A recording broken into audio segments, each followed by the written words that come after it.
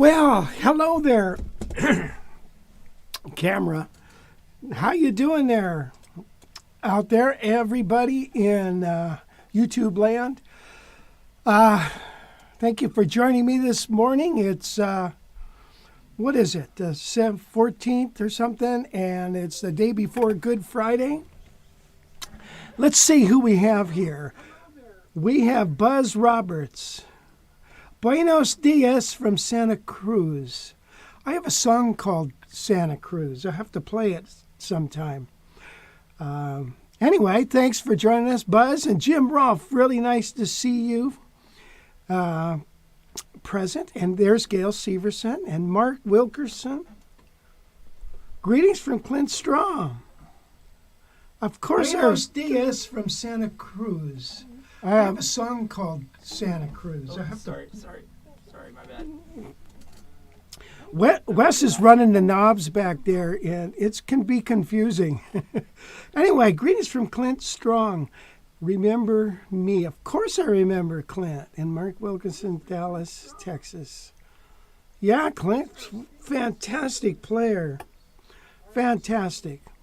Can you explain how to get the PDF to your free lessons when you post it?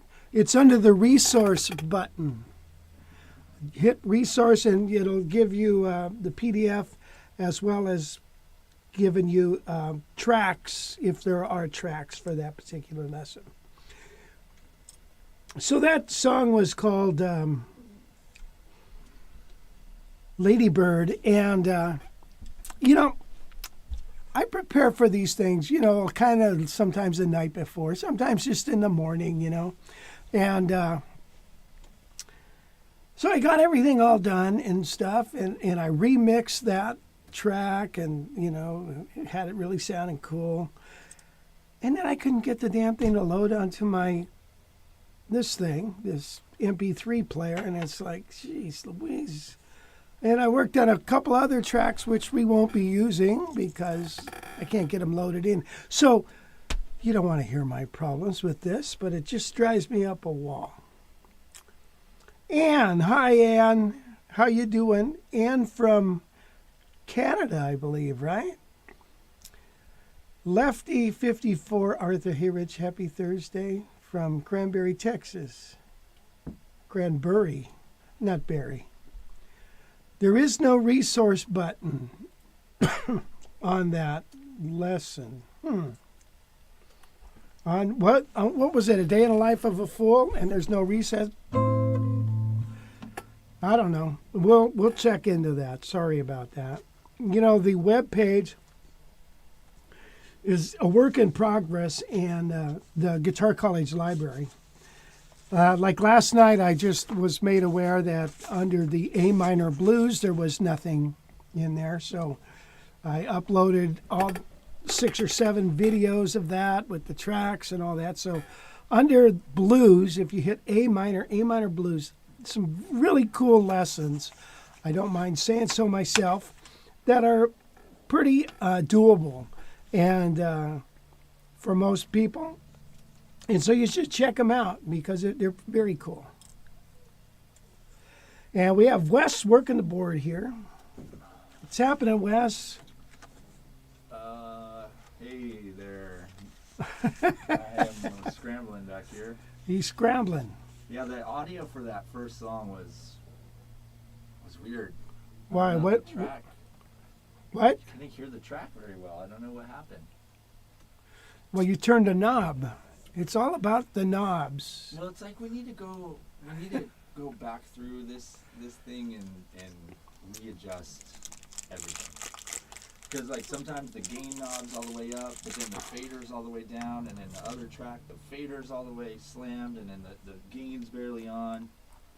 And then like sometimes it's just, there's no rhyme or reason back here. I need to know what I'm doing. I hear that. Yeah, so yeah, sorry if the audio on that first thing was bad. Well, was it that bad? I don't know. I don't know. And I think I just had my mic muted the whole time. I was saying that. So yeah, it's off to a great start here. Sorry, I'm eating in front of you. I won't be doing it anymore because I finished. Yeah, let's see. What did Jim say here? Wes, yes, it was popping, and then it dropped. So the guitar was okay, but the track was low. Yeah, see, I don't know what happened to that. It was like something. You turned a knob. I touched something and it. You can't. But I didn't really do anything. That's the. So anyway, yeah, we need to go back through this next week. I'm gonna have to bring that board over here again. All right. Buzz Roberts, the audio was good for about 30 seconds. Well, maybe we ought to try that again. You want to try that song again? That's a fun song. I love it. And there's apparently a lot of hiss on my mic today, which. Oh, really? Well. Ay. That's tough. My father-in-law, Gail's daddy, he was an engineer. not a. Lots of hiss, Wes. Yeah, I have not. You haven't done anything different. Usually it's a low battery when that happens. Yeah, the battery says green. How much do you pay for a nice and comfy guitar strap? Well, these are LM straps, and they're bass straps, and they got a big wide pad here, as you can see, and I think they're about $28. So, and I just bought a second one. I've had the other one for at least 15 years. Anyway, L&M. I think their Guitar Center or Sweetwater carries them. Sounds like somebody is vacuuming in the background. Great. You know, sometimes we do a check. We ran out of time today. All right, so sounds like you're away from the mic and the volume up is too loud. It's not distorted though. Okay, so I'm going to, let's see, you know, we had that release, we did that of the, you know, Wes has been doing those videos. We did one of the Guild X150. A lot of nice comments about that guitar, and a lot of nice ones. That's a nice sounding guitar. And did you guys check out that morning workout that we did last week? I was just curious what you thought of that exercise. One where we went, and then we did something else. I think we did arpeggios with that too. I'd like to hear what you have to say about that.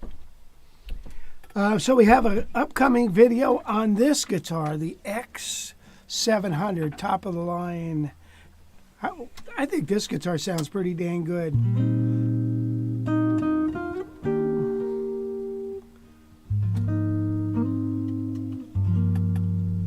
Anyway, I got this. I just took it out of the box and the case, and I haven't cleaned it up yet. It's the Stromberg Montrose with, I remember I had one a couple weeks ago with a floater. This has got 2 set pickups. So that's going to be, we'll be demoing that. Hey, Gail, I forgot to bid on that guitar. Is that off? Could you check that out?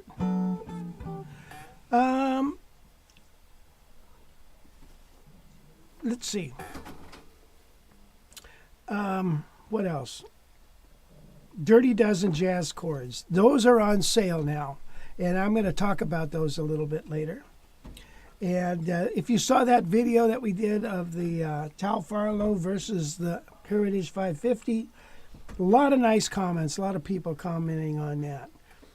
I think a lot of people are digging the Tal over the 550. That's what I'm thinking.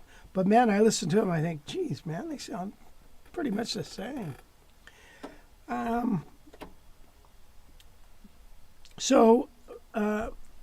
Let's see. Wait a minute, I wanted to read a comment. I'm looking for a jazz box. My teacher recommended a Heritage Sweet 16. What do you think of this guitar? Fantastic guitar. Get prepared to shell out some dollars, okay? But it's well worth it. Those are nice guitars.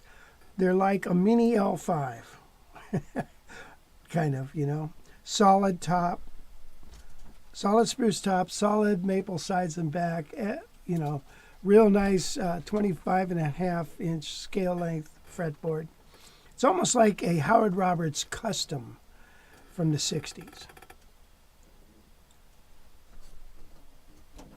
How do I eliminate the click noise when I play over the pickup? You know what? The only time I get pickup noise is on 17-inch guitars. It doesn't happen, but on 16, the way the guitar sits, I end up picking and hitting this all the time. But I'm never. It's too deep to hit the pickup for me. So if you're hitting the pickup too much, lower it down a little bit. Remember, the lower the pickup, the more acoustic or hollow sounding the guitar will be. The higher the pickup, it's more in your face, more of an electric pickup. I am playing directly through the PA system, through a Mackie thing. All right, I think I'm back in action. Can you see the audio levels? Yeah. Does that look okay? Yeah. Okay, hopefully I'm back. Let me know if my mic sounds terrible, but gosh, I figured it out, I think. Okay, good. Gail Severson just checked both the PDF and the MP3 track are under the resource button for the free lesson. Good to know. Thank you, Gail. What thickness pick do you use and how do you pick so efficiently without stress? Well, I use this. I like this. It's a 1 mil. I don't know if you can see that. This particular pick gets the less click on the string. Listen to the difference. I have a video on different picks. Here's this one. Hear it? Get a little more click. Here's this one. But this one sounds more like your finger. Sometimes I like to switch up to this, though, and have a little more attack. Whatever. You know, the nuances of a pick is, takes a pretty trained ear to hear the difference. Wes, your voice sounds great now, they're saying. Yeah. A little loud on Wes, as a matter of fact. You're a little loud, Yeah, I Wes. turned myself down a little God, bit. So hopefully it's good now. It seems to be a mic picking up stray noises, but it's not bad. We got the heater on here. Do you think that's it? Maybe that's it. No, it was me. It's me wrestling around with this mic. Oh, man. I'm telling you, we need some new mic gear. Oh, jeez. All right, so Easter is coming up. Do you guys all know what that means? You know what Easter is, right? When Christ died on the cross. Friday, right? Good Friday, that's when it happened. But Easter, he rose again. So if you don't know who Christ is, you got to check it out because he definitely was a person, and he was more than a person. So check him out. If you're a non-believer, you should really check him out because you really should. Don't just blow it off. Hi there, Gail and Rich. It's Ralph. Hey, Ralph. Ralphie Valadares. Nice to have you back, Ralph. Kim, thanks. I was looking for the button. Okay. And you both sound good. Thank you. We are good. And Robin Riggs is there. Hi, Robin. How are you? So, I'm going to do this song. What song am I going to do? Oh, I had a track on this, but like I said, I had such problems in the morning. Not in the morning, about 20 minutes before we were going to do this. So anyway, let me see if I remember it now.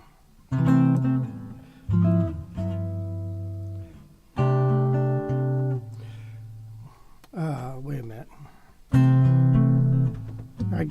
I'm all confused. Wait a minute.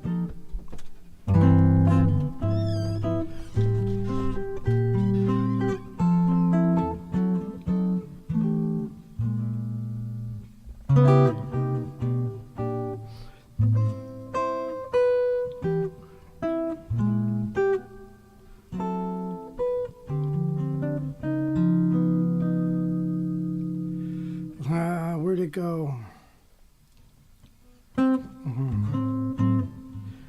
Wait a minute. Let me start all over. What am I doing here? What key am I in? I keep forgetting. This song is in 2 keys. Wait a minute. Let me try it again. Once more.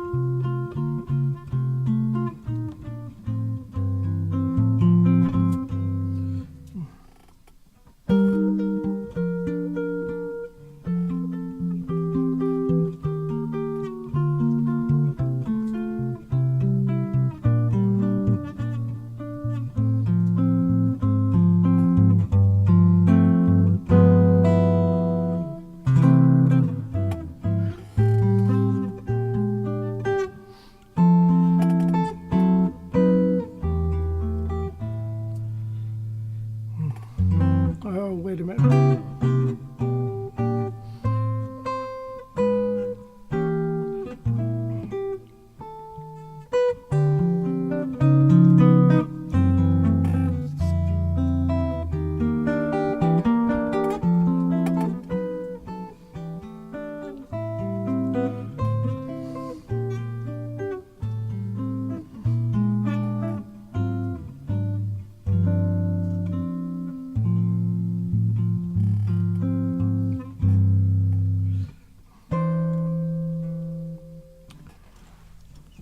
Something like that. Anyway, that's Holy, Holy, Holy. Okay, you guys got any questions about anything? Everybody got their coffee? Yeah, there is a question from Buzz. Do you sing, Rich? You bet.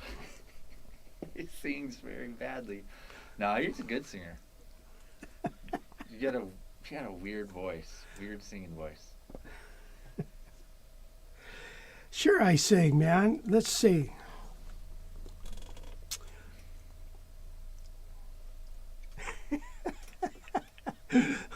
Yeah. Never mind. I probably shouldn't start singing. Yeah, come on. I thought you were going to sing something right now. Really? Want me to sing something? Yeah. Me, me, me, me. You know, I used to date an opera singer, But I got so sick of it. It was always about her. It was always me, me, me. You tell a joke and you don't hear anything. You don't even laugh, Wes. What the hell? That was tough. That was a tough joke. All right, let's see.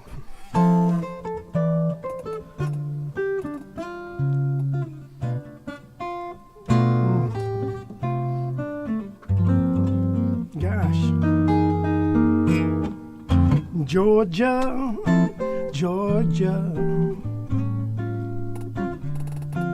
no peace do I find.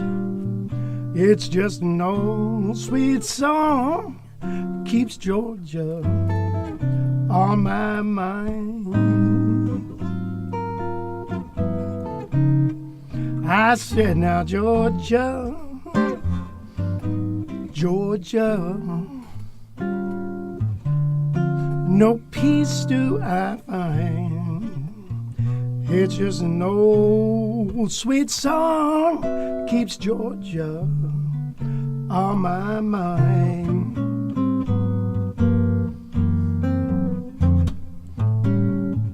When other arms reach out to me, other eyes smile tenderly, but through peaceful dreams I see the road keeps moving back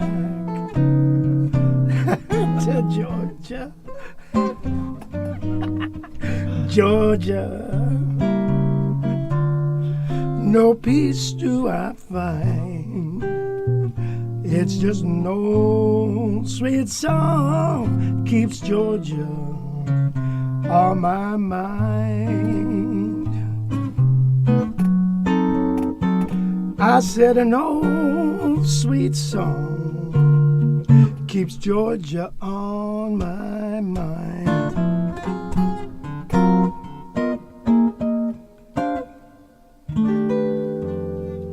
Yeah, hey man, that was good. That's great. That was awesome. Yeah, baby. Love that falsetto that you got there. Yeah, scream. But your peaceful dreams I see the road. Some of the lyrics too. God, well, lyrics, what do they know? Actually, if I would do that, The road takes me back. I'm like, oh.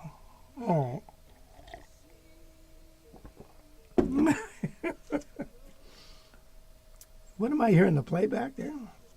it's coming out of my headset. So Oh. monitoring, yeah. That's how loud it was. Wow. Okay, so do you guys want to hear another one? I have a question, Rich. As far as your fingerstyle, is any of it derived from classical technique? Nothing wrong with your singing. If Tom Waits can do it, why not you? Sing it, Louie. Thank you. Why not? Sing it, Louie. Louie, away. Oh, we gotta go now. No, it wasn't that rough. Thank you, Ann. Ann's so nice. She's such a sweetheart. Ralph, what? Who's Tom Waits? Tom Waits, he's a writer, singer guy. I forget the hit songs. I just heard one of his hit songs on the radio, and I can't remember what it was.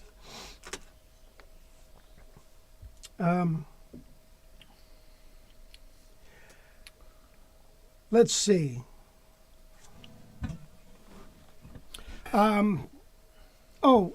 had a question about the fingerstyle. No, I don't. You know, the only thing that comes remotely close to me playing fingers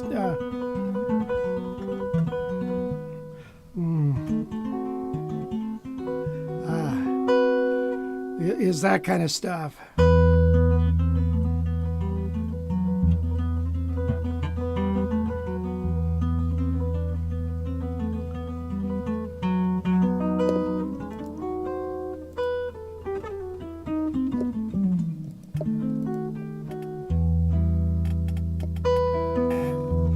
So, and I don't use the rest technique and all that.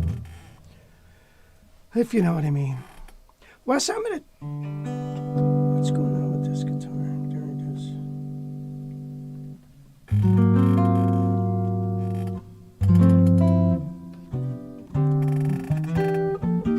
So here's a tune that's kind of a. Or should we do a lesson now? Lesson. We had the Dirty Dozen on. Robin Riggs says, "Come on, Wes. Who's Tom Waits?" Yeah, I don't know who that is. I'll have to Google him. Well, did you know he's married to a girl named Helen? And she works in a complaint department at a May company. And when people come up there, and there's a sign there and says, "If you have a complaint about any of our products, go to Helen Waite." Wow. You like that one? Wow. Did you just think of that? Yeah. Of course, man. Yeah. Wow. How long have you been holding on to that? Oh, I've years.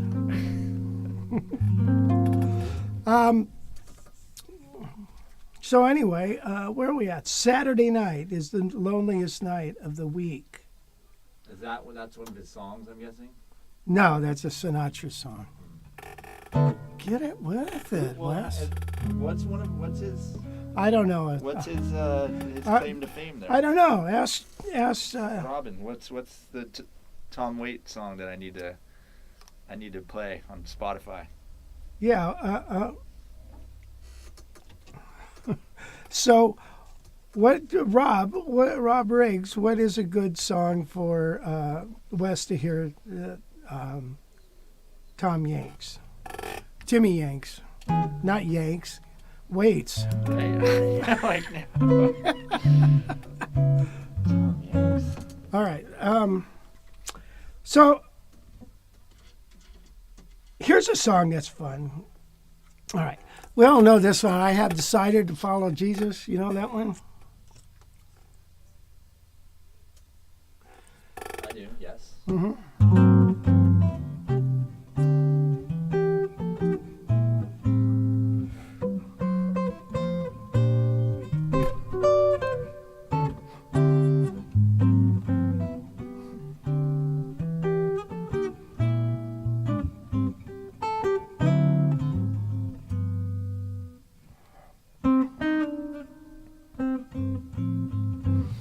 Actually, I wanted to start that off differently. Let me start that off differently.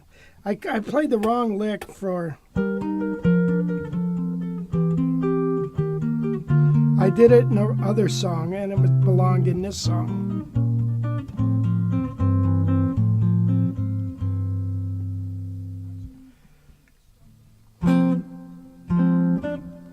No, the wrong song. Gosh. Oh yeah.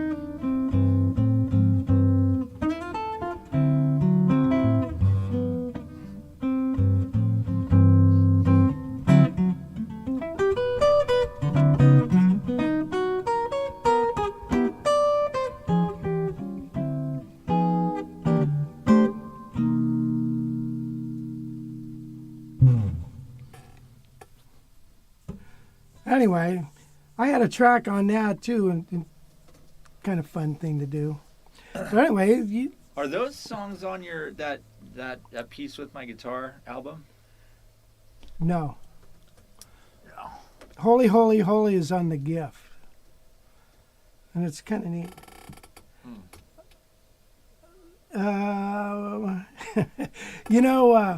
Yeah. What does this say? The piano's been drinking. I hear you. Is that a Tom Waite song? I don't know. Assuming. I think it's a comment about when your instrument makes mistakes. Yep, this guitar's been drinking.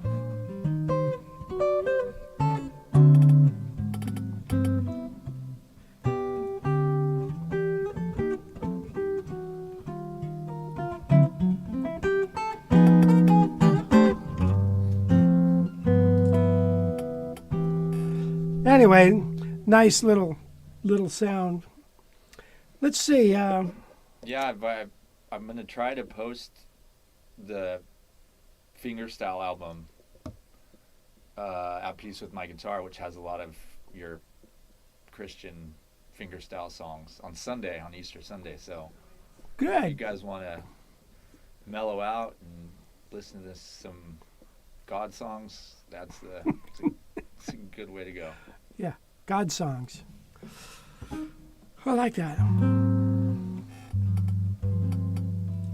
Yeah, remember, it's funny. I don't know. You gotta be in touch. Your spirit is very important. It's very important that you take care of your spirit, because someday your body's going to poop out, but your spirit's going to live on. So you better decide where it's going. How do you feel about Eastman guitars? I play a Telly and looking to get my first arch top. Well, I like them. I've got a couple. I've got a couple for sale. So I think they're great for the money, and not even just for the money. I think they're great guitars. So they have their own unique voice. One of the major complaints about them is, since they do have a very thin finish, they chip easy. So don't bang it around. But other guitars like this has a poly finish. God, this thing is jacked up. What the hell happened to that thing? Anyway, I shouldn't say that about guitar. I haven't cleaned it at all. And if you look like it looked like they left it in the rain. So, God, jeez. I hate when I leave my guitar in the rain. I know, Always doing that. the thing about it, I had it in the front yard and I left it on the lawn. Frickin' sprinklers came on. Geez. So it has a thin finish, which it lets the wood breathe. This is a poly finish that dries chemically. It seals that wood. And it's also very tough. So the Eastman cut their teeth building orchestra instruments. They didn't start with guitars. So I like Eastmans, and if you want to call me and talk about them, that'd be great. Yeah, which ones do you have? Well, I have a 803 single pickup. You could listen to. We have a video on that too. You could listen to it, hear it. Yeah, and check that one out. I had a 580, that's gone. I had a 803 double pickup, and then the guy called me last night and said, I really want your Heritage. Can I exchange it? Yeah, I said, okay. So I'll be getting that one back because he wants now the Heritage. And the Heritage I sent out, remember it had a goober down here. It looked like somebody threw up super glue on it and or something. And then, so anyway, I have it professionally refinished down there. Just need to say, love that bottom tone on that Guild. Every time you use it, Rich, all the guitars you feature always sound great. For some reason, the Guild is a fave to my ears. Well, you know, I hear that, man. You got good ears. I mean, it's a beautiful, well balanced in it. It's got a beautiful tone, doesn't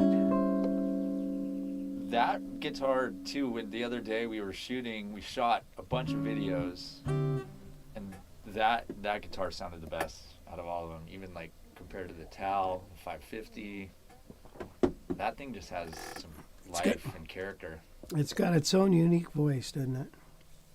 And so we're going to offer this up as well. Let's see. Wes, we got it. Did we answer all the things? No, you could. Buzz just asked, what would you recommend for a first bass? Electric. Precision bass. You know, precision bass.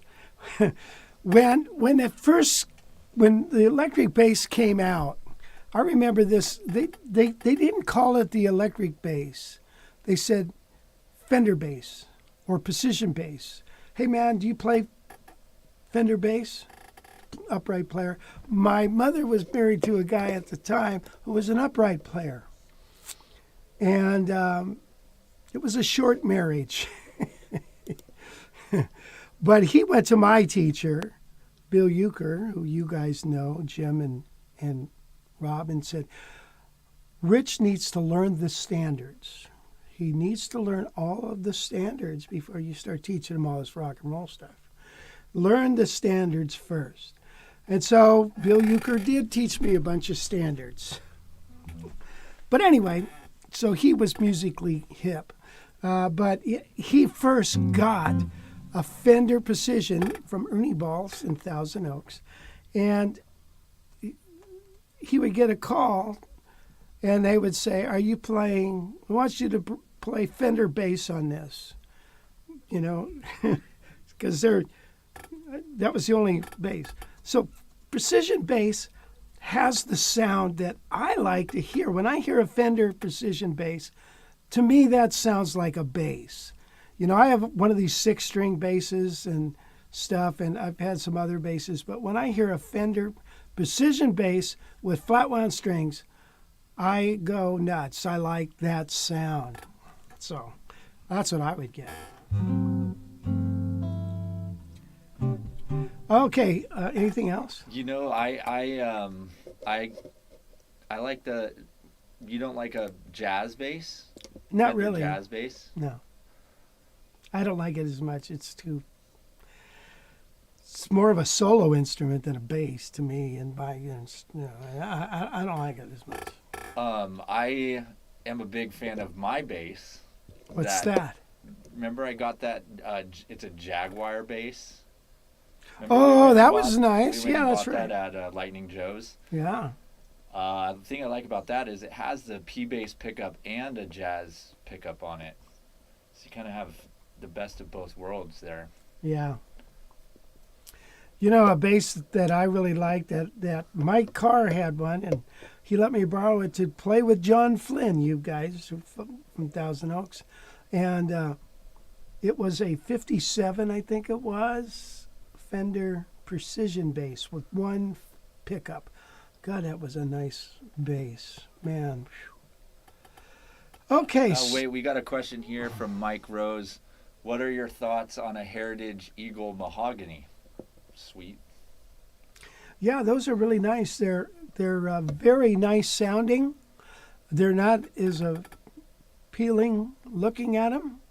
Mahogany is a nice warm sound. They sound really nice. I don't care for when they paint them red and stuff, you know. To be honest, the reality is this. You don't take your nicest piece of wood and paint it red or paint it black. You know, your nice pieces of wood, you're going to either sunburst or you're going to make them, blonde, clear, so you can see the grain. So that's just, I don't know if it's true. I've talked to guys about that, and they who worked at Gibson and stuff, and they go back and forth about it. So I don't know the true story about it, but it only makes sense. Hey, let's take this one piece of wood that doesn't look very good, and we'll make that a blonde one, or a beautiful sunburst, and then let's take you know what I mean? They don't do that. They don't take a beautiful piece of wood and say, let's paint it black. Right? Would you? Okay. American Precision or Esquire, okay. I mean, I guess it depends on what you're doing with it, right? And how it feels. Yeah. If a Squire feels good, then go for it. Remember, it's playability is all about the action. You can have a Fender, American-made Fender, and the action's bad on it, You're not going to like it as much as a Squire that plays easy or something, So don't buy a guitar on action.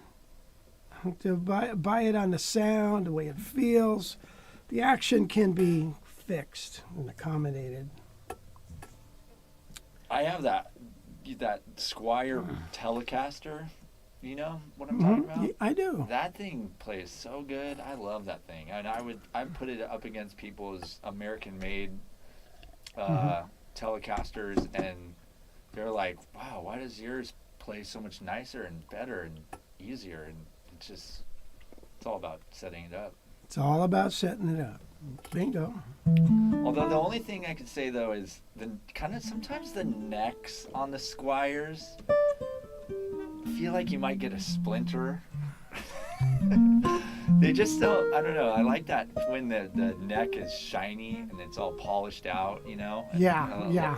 The American maids definitely have that super nice neck, but a Squire won't have that nice finish on it. But still, if it feels good and plays good and sounds good, Yeah, that's very, very true, because some of those necks, I don't like them either. They're ugly. They're just ugly. I don't like them. Here's a question for you from Nelson Flegg.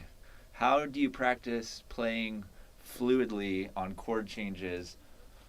When I practice, I feel like I'm only trying to hit the arpeggios notes, but it's not very melodic.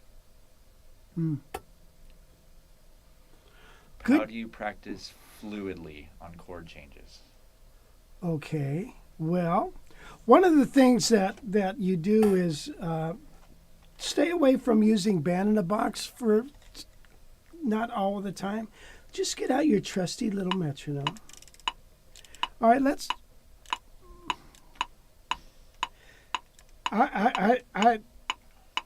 say I'm doing we did Lady Bird. So the chords are C major 7, F minor, B flat, C, B flat minor, E flat, A flat, A minor, D9, D minor, G7, C, E flat, A flat, D flat, back to C. Okay, so what I would do is practice just going with a rhythm motif. Okay, there's our motif. Now, change it, alter it to fit an F minor. Then back to C. Down.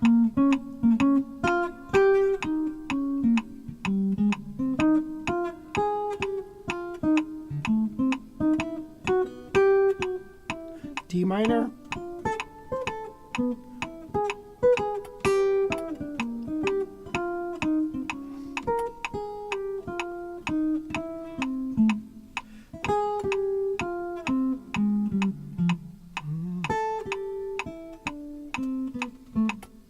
So do you hear the motifs going on? So you practice doing that, and you're altering whatever you played in the beginning. You're altering it to make the next chord change. Okay, so take a rhythm motif, apply it to whatever notes you want, then go from there. Now, the deal is when you're playing, you are responsible for the time. Not the drummer, not the bass player, you. Everybody is responsible for the time. Now, I like to put the metronome on beats 2 and 4. 1, 2, a 1, 2, 3, 4, 1, 2, a 1, 2. Here we go.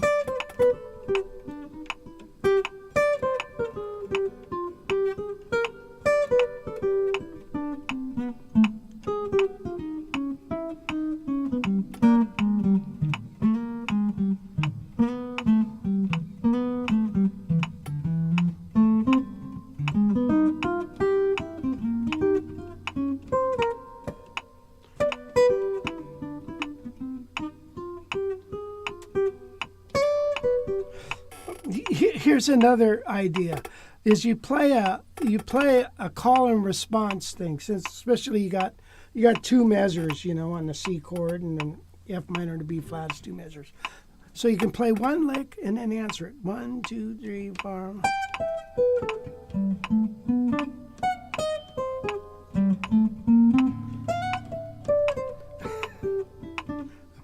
Let me do that again. 1, 2, 3, 4.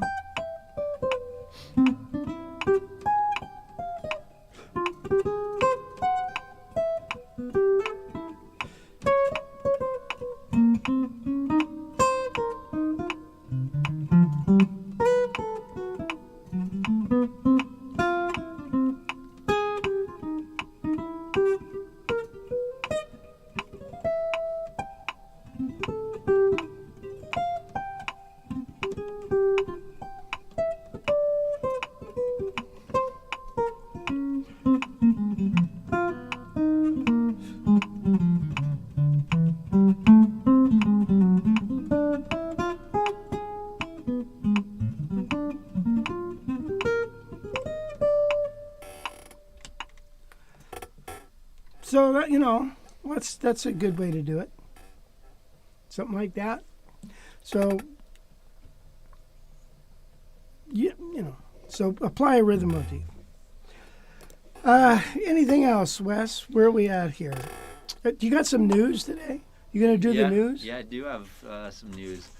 Do you want to do a lesson before you do the news? Sure. Yeah, that'd be good. All right. So on sale is called the Dirty Dozen Jazz Chords. The Dirty Dozen Jazz Chords are on sale. Yeah, it's a collection of things. And basically the concept behind the Dirty Dozen Jazz Chords is one of our students at camp said to me one day, he was a real funny guy. We had a great time. Is he said, can't I just memorize like 12 chords, like 12 Dirty Dozen chords that you can play any song with? And I thought, wow, what a great idea. So what are there? Well, when we talk about the families of chords, right? There's major, minor, and dominant. That's all there is. So we take 4 major sounding chords, 4 minor sounding chords, and 4 dominant sounding chords. Now, and then you learn to play them, like I forget, like we've got 2 down, like here's a 6th, I think, or a 6/9, and then minor 7. There's two for each one of those, and then up in this other position, and then, so now we have 4 of 4, right? 1, 2, 3, 4. And then 1, 2, 3, 4. That's all the G's. And now the dominant chords. We have D, let's say.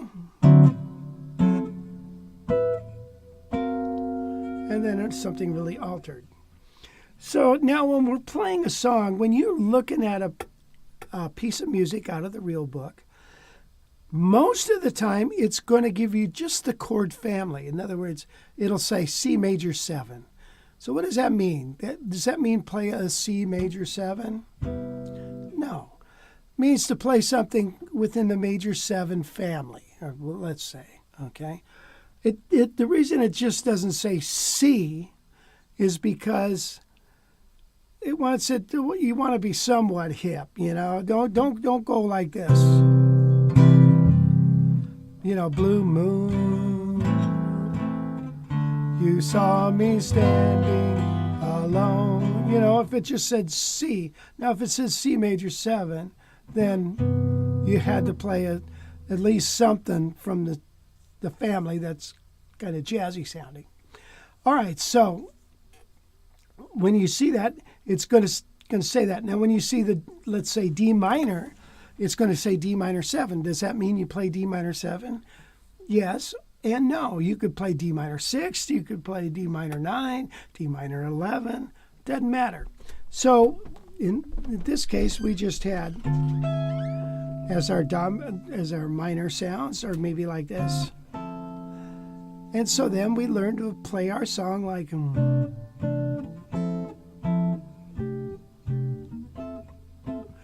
something like that. And when it says G7, does it mean G7? No, it means G7 as a dominant family. So G13, G9, G11, and then all of the altereds. So G augmented, 13, sharp 9, flat 9. Okay. Now, those altered tones, they pull harder towards tonality than the other ones, than just a straight 13. So you have to use your ear a little bit. But once you get that down where you're able to just play with those simple chords, and you look in the real book and you pull up Autumn Leaves and it says A minor. You know, does it mean to go D7, if by the window see the autumn leaves of red and gold? You know, you're not going to play it like that. You're going to play it with some of the Dirty Dozen chords. You're going to go.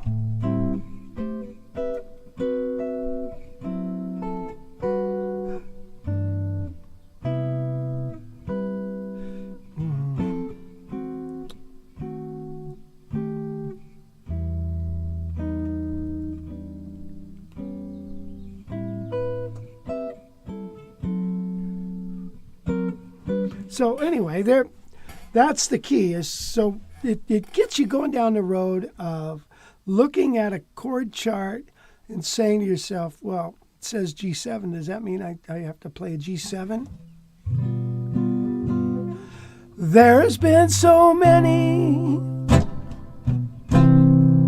girls that I've known. I made so many cry. Right? The Rolling Stones, remember that? She'll never break, heart of stone. You know, isn't it a shame that when you go teach beginning guitar, you show them these god-awful chords? What a crappy chord. God, you know what I mean? That thing sucks. Who does that? You know, even this, this G chord. And then you go teaching them this. And they spend 5 months trying to play a frickin' bar chord, and it's like, why even bother? These chords, the jazz chords, are easier. They really are. And they're movable. This isn't so movable.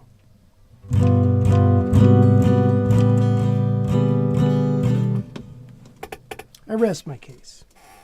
I love some power chords. Yeah. You can move a bar chord all over. I mean, that you can move. So yeah, but they're hard. They're hard. These are hard to play. I cannot play a bar chord now. Can you do an A bar chord? You mean like A this? style? Yeah. Yeah, I can do that.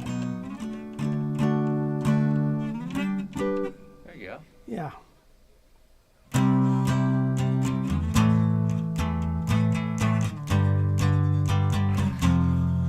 Help me now.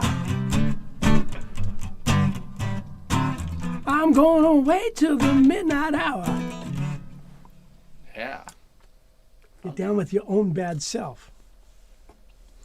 Funky. There was some work. Are you done?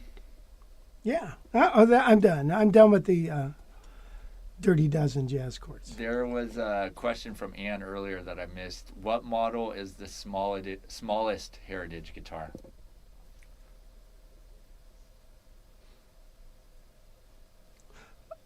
The smallest heritage guitar is probably the 575 as far as a jazz box. So it's 2.5 inches deep, 16-inch lower bout, 575. That would be the same as a Sweet 16, a Groove Master. They're all the same dimension. 550 is the 17-inch. So, Ann, wait a minute. Is this the same Ann that's in Canada, or is this the Ann that owned the Kenny Burrell? I can't hear you, Ann. Which one? Anyway. Yeah. Sweet. We'll get an answer from her. Is that it? There's one more question, which I'm curious about this too, from Tommy Hurley. Have you been working out, Rich? That is a hard no. Why would you say that?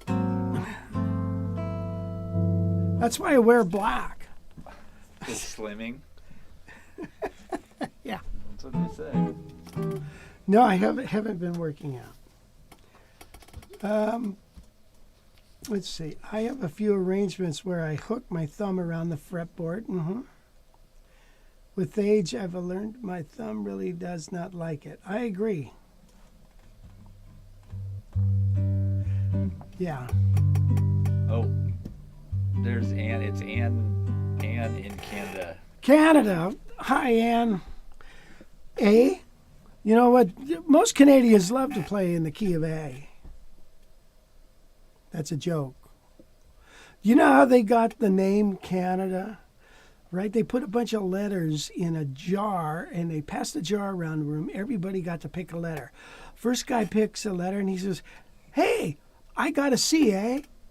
And the next guy says, "Oh, I got an N, eh?" The rest is history. Cindy owned, oh yes, Gail, you're right. Cindy owned the Kenny Burrell. Thank you, honey. Oh yeah, and Tommy, sorry about that, buddy. I said Hurley. It's Huxley. My computer's a little far away from me today. Need some glasses, maybe. Yeah, you're getting old, Wes. Why don't you do your news, Wes? All right. The news today is some good news. We'll start out with some good news here. If you like to sell stuff on Reverb, which you do, you sell all kinds of stuff on Reverb. A lot of people were nervous that they were going to see the selling fees rise, and that's because Reverb's parent company is Etsy. And most of us know what Etsy is. People sell things they make, like jewelry or just about anything. You can get and build an Etsy store super easy. But tons of people who make the stuff and sell it on their Etsy stores are on strike right now because on Monday, Etsy raised their selling fees from 5% to 6.5%. That's a 30% increase. And so people super angry about it. Sellers are on strike. So everyone was wondering, oh no, is that going to happen to Reverb? And a spokesperson for Reverb told Guitar.com that Reverb has no plans to raise their prices. So hallelujah, they won't be raising their prices. They say Reverb operates independently and there are no plans to increase the transaction fee. Etsy acquired Reverb in 2019, and about a year later, they did end up raising the selling fee from 3.5% to 5%, and musicians at that time were definitely not happy about it. And so a lot of people were scared that it was going to happen again, but it's not. Etsy tried to justify the fee hike back in 2020, saying it will enable Reverb to make substantial investments in marketing and customer support and seller tools aimed at attracting more buyers to the site and raising the visibility of Reverb sellers. So I don't know, did you ever notice that their quality got better, or that you were getting more hits on your guitars or anything back when they raised the fees? I've never sold anything on Reverb. Oh, you've never sold anything? Oh, interesting. I thought you've sold something. No. Oh, well, good for I've you. got a set of strings on there. I've got all my.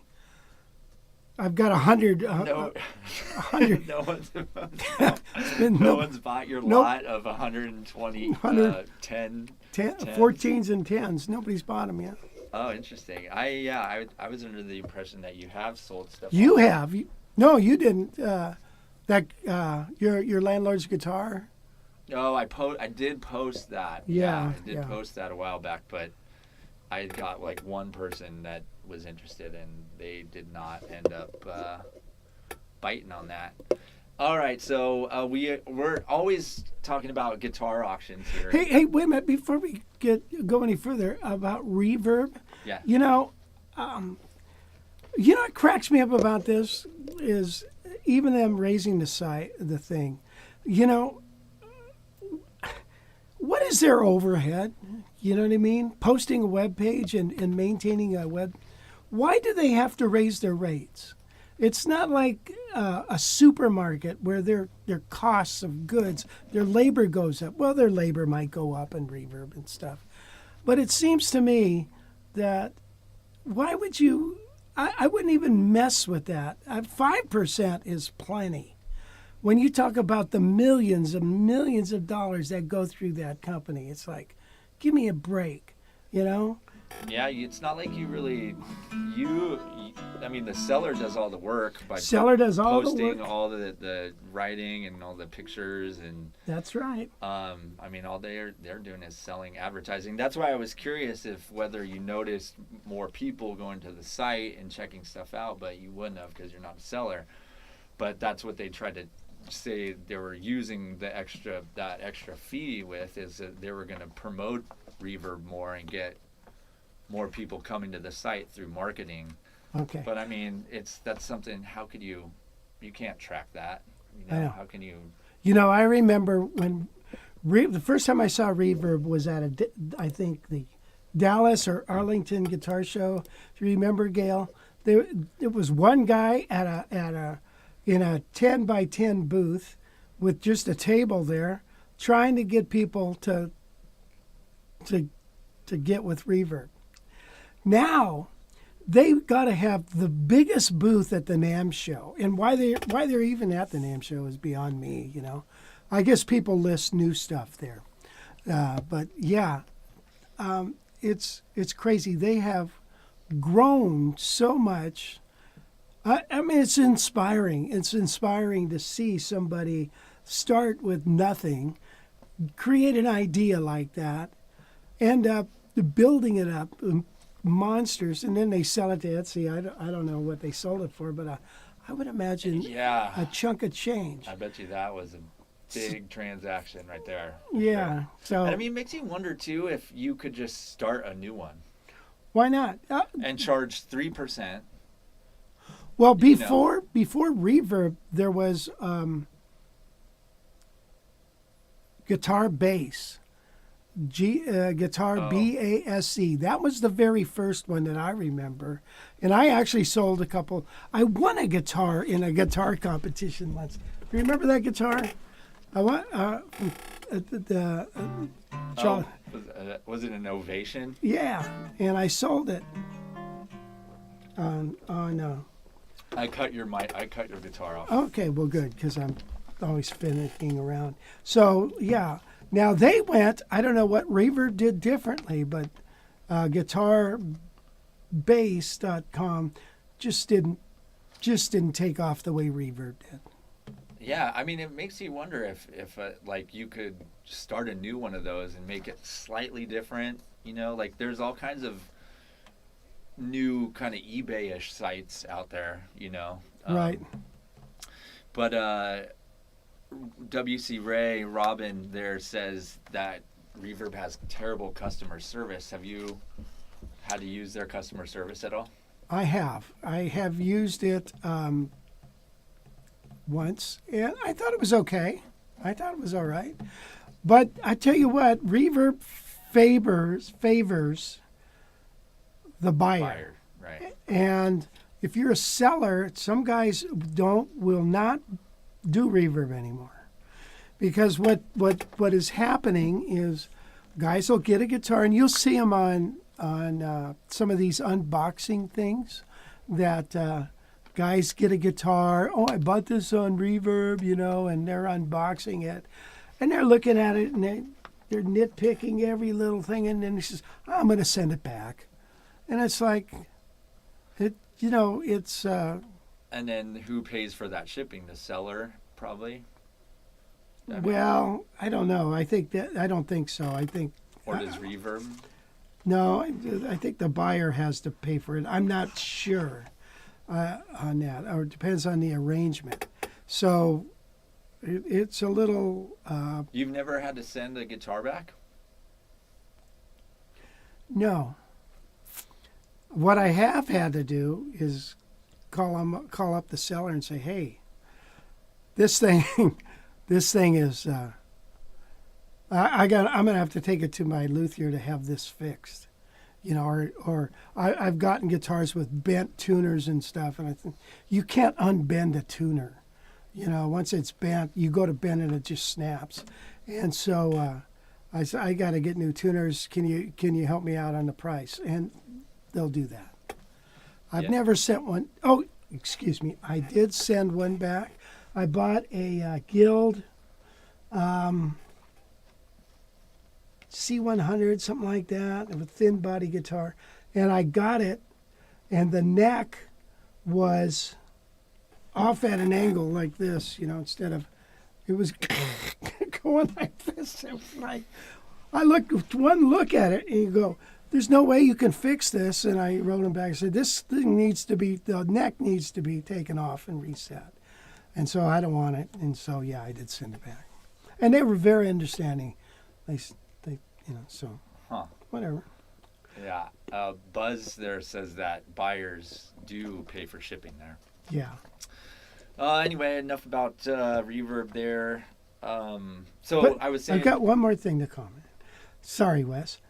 On these unboxing guys, you know, like they get millions and they get tons of hits, you know, and they'll unbox a guitar. All right, let's say they buy a vintage guitar for $5,000. They get it. It costs them $100 to ship it back, and they end up doing their little video on it, and now they're generating income. And then they're sending it back. It's kind of funky. Well, that's just a scam right there. I mean, they're just buying it knowing they're going to return it, right? Yeah. Buying it just so that's what you should do.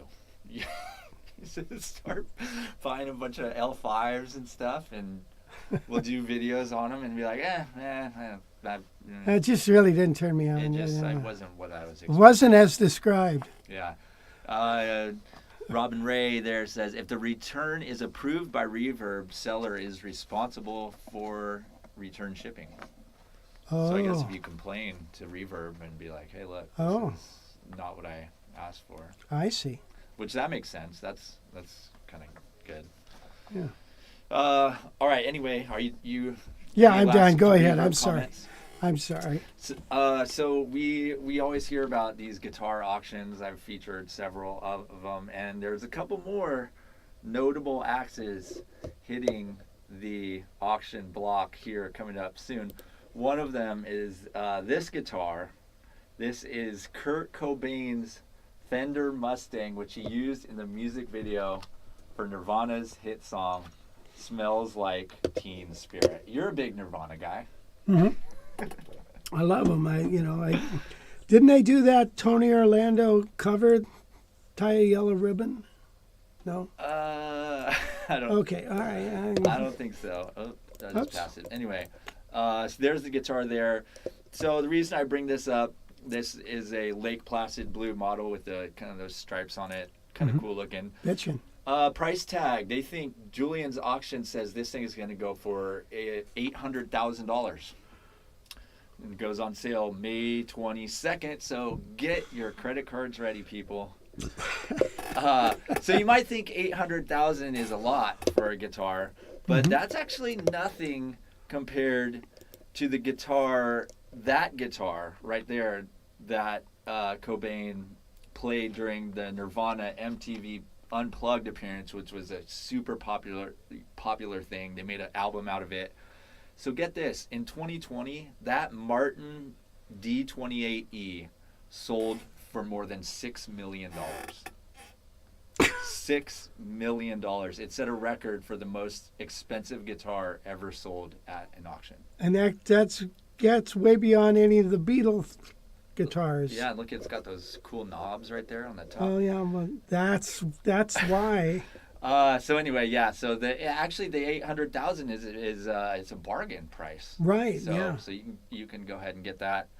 Another cool item that will be upcoming in that auction is Cobain's '65 Dodge Dart. Nice. They're not saying how much that thing is going to go for, but that's a cool looking car. Of course, I love darts because I had a '68 Plymouth Valiant, which is a cousin of the Dodge Dart. Yes, that's true. And so, yeah, I got my eyes on that Dart. That'd be a pretty cool thing, especially if it's around 200,000. You probably want the two-door version convertible, though. You don't want that one. You don't want a four-door. Yeah, but then I couldn't say that Kurt Cobain owned it. Who? Kurt Cobain, the singer of Nirvana. Who? Oh, yeah. Yeah. How did he die? He shot himself. He was a depressed guy, which that's so sad. a lot of the proceeds from that guitar are actually going to these mental health organizations. So That's it's not neat. like Julian's is keeping all the money or somebody's getting all the money. They are contributing a large chunk of that to some mental health nonprofits that help people who are depressed, like Kurt Cobain was. That's sad. That's so bad.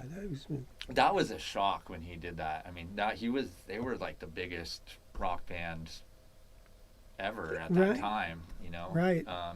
And so when he shot himself, it was a huge deal for sure. Were they from Seattle? Yeah, they were kind of the they were the start of the grunge Right, flannels yeah. and power chords and that sort of thing. And the drummer, Dave Grohl, is, of course, still going strong with his band Foo Fighters, who their drummer I didn't actually know just died a couple weeks ago, which was also a huge shock. They were in Brazil, I want to say, on tour, and he was found dead in his hotel room, sadly with a lot of drugs around. So wow. presumably a overdose there. I don't think they've announced what happened, but Taylor Hawkins is his name. Nice. You like that dart? Yeah, I do. So anyway, let's stick to the auction news. So Ace Frehley from Kiss. You're a big Kiss guy, right? Yeah. He's auctioning off 2 of his Les Paul guitars that he played on stage at the 1996 Kiss reunion tour. And there's that dart again. Oh, wow, look at that. And here's the first one is this 1996 custom Les Paul Cherry Sunburst. But one of the pickups is rigged up so it shoots smoke out. So this is definitely something you need for your collection. This is coming from the auction house, Gotta Have Rock and Roll. They say on the auction page, quote, "We are warning you now. Do not push or tinker with the control knobs on the guitar until you read the enclosed letter Ace wrote. You might cause serious damage to your home or office if you accidentally set off the mechanism. So apparently it comes with these handwritten instructions Wow. from Ace on how to use the thing. But it gets even better because this one, Oh. this 1957 Black Beauty, comes with a mechanism that shoots rockets and sparks off the headstock there. Oh man. So imagine having that in here, doing a little guitar demo with with that thing. Flamethrower. Nice. Sadly, though, there's no rockets included with this one. You have to buy your own rockets. Okay. But it is in full working order. So this one's expected to get 200 to sell between $200 and $250,000, and the smoking one is probably more in your price range, $150 to $175,000. So wouldn't you rather have this guitar than the Kurt Cobain one? I mean, Yeah. Well, this would be a lot more fun. Right, yeah. I mean, and you'd save. It's a bargain price compared to the. Well, look at how much you'd save on fireworks in Right. 4th of July. Every 4th of July. Just take it out to the beach and Right. You would definitely have fun with that for sure. So there you go. There's a couple of guitars to put on your wish list there. Nice. Although the black one there is a 1957, so it definitely has some vintage value there. So Yeah. I'm sure if you bought that, in 10 years from now, you could probably double your money on it, sell it at. Well, that's collectibles seem to do that with these rich people, man. And especially one that's so, it's so Iconic. flashy and it shoots sparks. I mean, Oh, yeah. what person's not going to remember that? I know. So yeah, that's pretty cool. And then let's see. Finally, what do I got here? Oh, some jazz-related news. So Joe Pass is featured on a cool live album, but the performances are not new, but it's still very, very cool.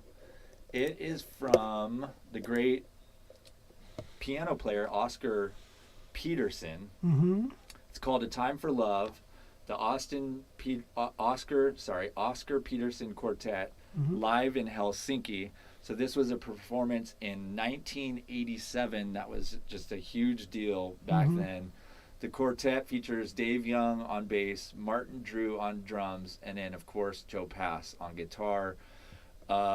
They play several of Peterson's compositions like Cool Walk, Sushi, and Love Ballade. Anyway, I'm gonna play. I have a little clip of that, so we can check that out real quick. So hopefully the audio doesn't kill you, but here you go.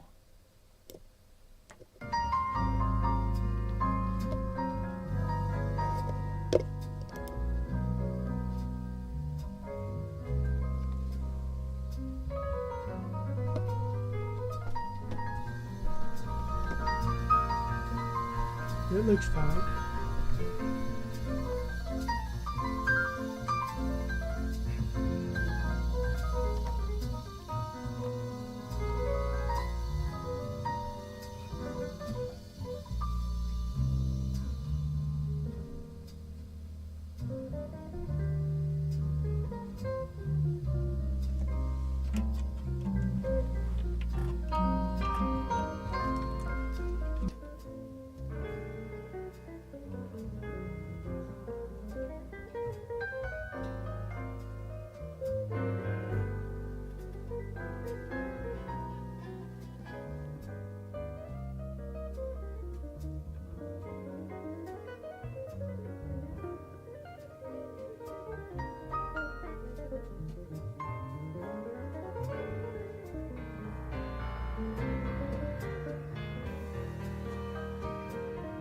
So yeah, you got some notes going on there. There's Joe Pass playing a lot of notes right there on that little run.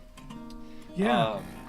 So the performance also includes several other songs. I think there's 12 songs on it. One of them is a Duke Ellington medley, which includes "Don't Get Around Much Anymore." Peterson and Path both just rip all over that track. It's really a good album. It came out around the end of last year, but didn't get much notoriety when it came out. You said it's on Spotify? Yeah, here it is right here on Spotify. So if you guys subscribe to Spotify, you can go check it out. It's really, I'm not the biggest jazz fan, but man, this is some really, really good, really impressive stuff for sure. A lot of people call it a must listen for any big jazz fan. And Joe Pass's solos are obviously awesome. His tone is pretty sweet too. There's a jazz pianist, Benny Green, who had this to say about it. He says, "This live recording of Oscar in his epic prime is a heaven-sent time capsule of beauty and serves a glorious addition to the jazz pantheon itself, a stunning testament to the music." So Wow. make sure you check that out. It's right here on Spotify. It's definitely really, really good for sure. Cool. Thank you, Wes. Yeah. What do you think Joe Pass was playing right there? What guitar? Do you know? I think that was his signature Ibanez. Yeah, it sounded good. Definitely sounded good. Yeah, Joe was great, wasn't he? Yeah, let's see if we got any comments here. I have a Mustang I'd sell for half of that. Robin said. Mustang car? I believe he's talking about Cobain's A, thing. a Mustang Sally? W.C. Ray, 1,000,000 is the new 1,000. Boy, that's the truth there. Yeah. Jim says Cobain's Martin seems to be a left-handed guitar. Yeah. That would be right up Cobain's alley, just to be different and be like, I'm going to flip this guitar upside down as an FU to the world. It looked like he played left-handed, didn't he? No? No, I think that's just the picture. Picture? Yeah. Oh, okay. But I could be wrong. I don't think he was left-handed. I think he played normal. Robin says he has an amp that shoots smoke out like that. Yeah, when the transformer goes. Yeah. Ann says it'd be nice to play some jazz with rockets exploding from your guitar. So It would be. there you go. You know, I think it'd be. Mine would be just one of those. Remember those snakes? You know, the little black pill, you light it and the snake comes out. Maybe if I could get fret markers with those on there. Yeah, you know what? Sparklers. Oh, Tommy Huxley says Kurt Cobain was a left-handed guitar player. Yeah, I was not sure about that. So then was he playing a right-handed guitar? That is why it's upside down? Well, the knobs were on the top? He might have just put those knobs on the top. Right. Those knobs probably don't even do anything, to be honest. Well, they don't. They probably don't. I don't know. You know what you should do, though, is for your guitar with fireworks, you should put a Piccolo Pete on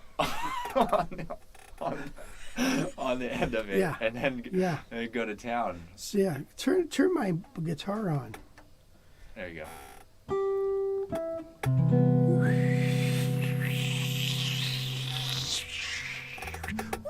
Yeah, I mean, we could always just tape a sparkler to your the red L5. Yeah. That'd be good for sure.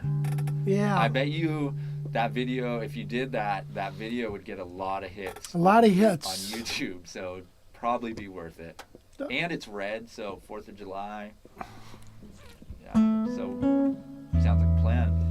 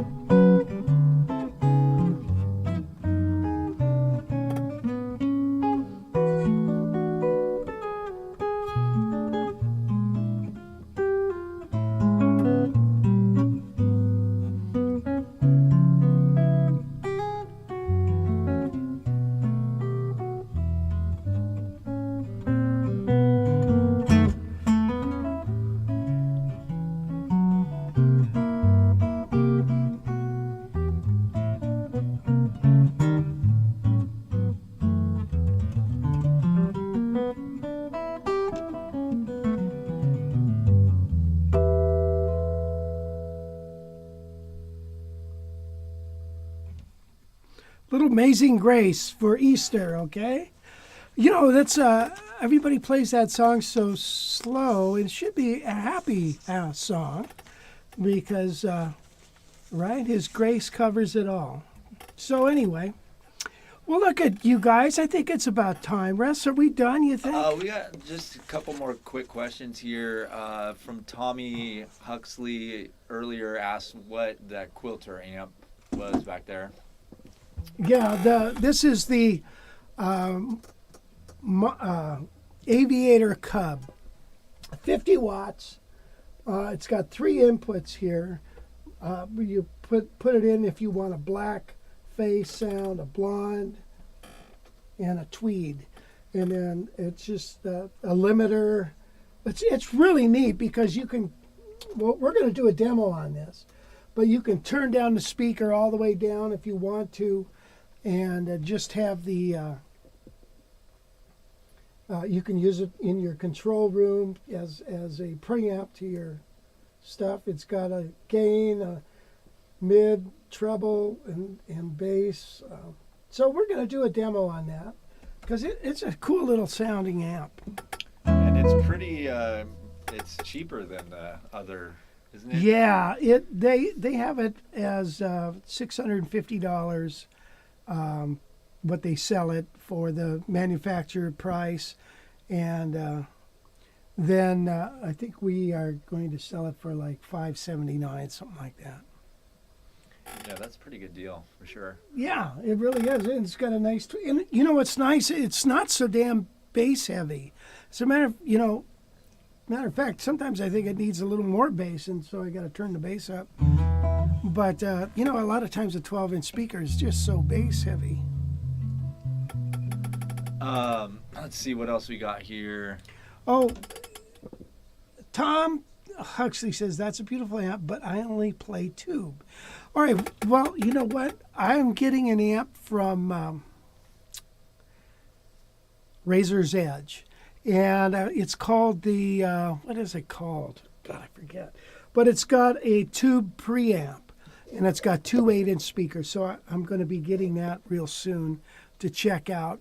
And when I heard that Quilter was going to discontinue the Mach 2 and the 8-inch, you know, it kind of put me in a panic mode there.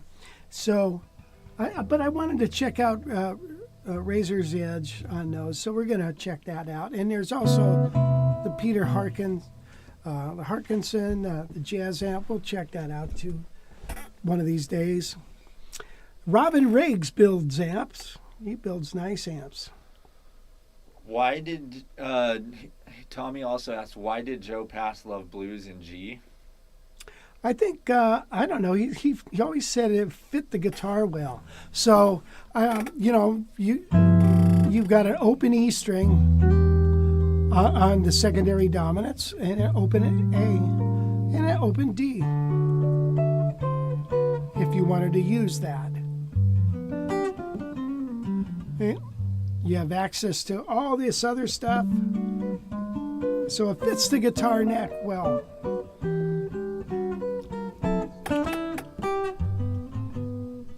Let's see. Let's do a blues.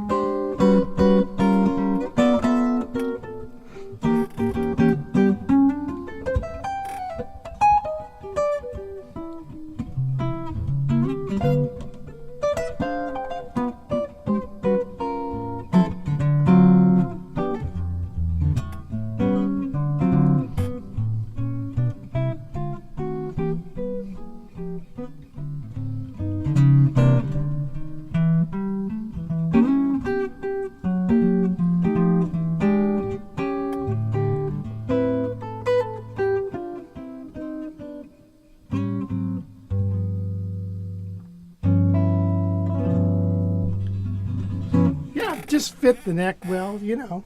Just everything's right there, you know. It's nice. Key of E flat, you know, you got that note up there, and then the secondary dominants are down here. So it's just not as cool, I guess. Let's see a few more comments here. Stratocaster 65 says it's true. He's regarding reverb. You cannot speak with a real person. Oh, okay. Oh, that is the most frustrating thing ever when you're just going back and forth with one of those robot chat things. Oh, yeah. Oh my gosh. And then they keep pushing you to their help page, and it's like, dude, Yeah. I've been on the help page and it didn't help me. Stop sending me back there. Yeah, I hear that, man. That is just literally so frustrating. Let's see. Andrew Gewertz said he received his order of your custom strings last week, put them on his Aria Pro PE 175. Very nice. Oh, good. Aria Pro 175. Oh, no, that's a nice guitar. Was that like a lawsuit thing too? Yeah, I think so. Because didn't they make jazz guitars that were like direct copies? Oh, yeah. Yeah. They're really nice, man. They're really nice. They do a hell of a job. Yeah. And then the last comment here is Timothy Newfeld. Hi, Tim. Yeah, he also got a Guild X170 from me. Timothy, nice to have you here. Nice. And he got a Mach 2 and he's happy. Yeah, that's Mach 2. Like I said, I was like depressed, man, because I've been pushing that amp and enjoying that amp for years now. And like most companies, the jazz market is this big and the rock and roll market is this big. Of course, you know, you're outdated when you say rock and roll. There's no such thing as rock and roll. There's rock and blues. Rock and roll is like, I don't know what that is. There's rockabilly, but there's no rock and roll anymore. All right, so anyway, it was, so I was depressed about that, but then I got this, and I thought, well, this is pretty good, too, you know, so, I don't know. So, why did I even bring that up? I don't know. Anyway. All right, well, I want to thank everybody for joining us today. I've been really appreciated, and thank you for bearing with our stumbling through a bunch of stuff here. And Gail, thank you for moderating here. It's an Aria Pro 2 Herb Ellis model. Yeah, I had a student that came to camp with one of those, so it sounded good. I've seen him up close. Nice amp. Did you put After Midnight? I was walking into the Georgia song. No, that was, you did that at the end of Amazing Grace, right? The quick little I don't know. Walking After Midnight. Oh, Walking After Midnight. Oh. Yeah, that's kind of like, yeah. Right. Yeah, the first song I did was Amazing Grace like that.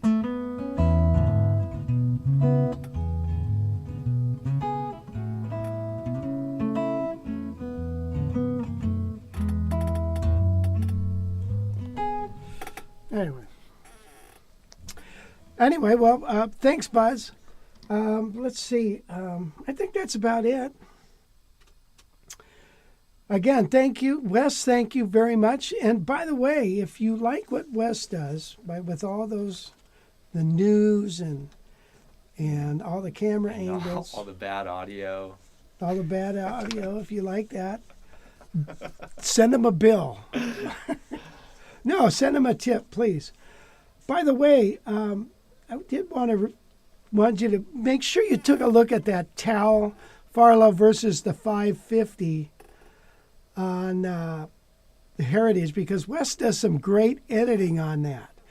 And so I'm playing one song, and then right in the middle of it, he switches over to the other guitar, and it sounds, nothing's changed. You know what I mean? It's he does the editing just perfect. So you have to check that out. Would I recommend your string set on a 535 only if you don't want to bend strings? because you're not going to bend any strings with that. So anyway, thanks, guys.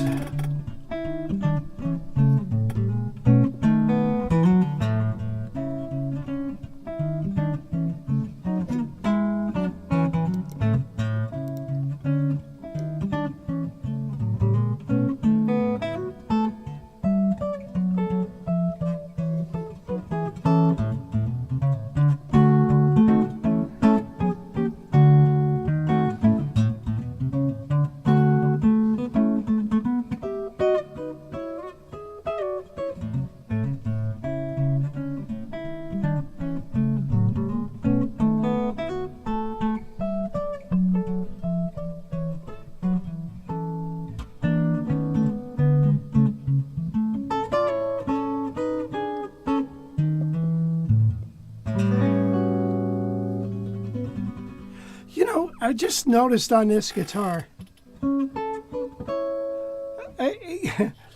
I had a Johnny Smith, actually it was a Super 400, or Super 5.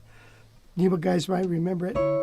When I first got it, I noticed, I felt like each note sounded like a drop of water, bloop, bloop, you know? And I kind of noticed it on this too.